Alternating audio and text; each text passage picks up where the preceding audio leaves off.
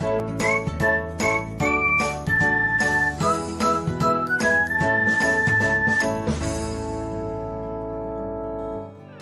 everyone, welcome back to another episode of Technologyglance. Today, in this video, I'm going to guide you through how you can turn on multiple devices notification on Skype. So, let's get started. Firstly, open Skype app in your device. Then tap on profile icon. Next tap on settings. Then tap on notifications. Next, you can see the option of multiple devices. Turn on it by tapping on it. So, this is how you can turn on multiple devices on Skype. Thanks for watching. If you found this guide helpful, we would love it if you hit the thumbs up button below.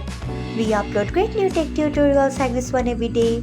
So, do not forget to subscribe to our channel and hit the bell icon so that you'll never miss another update.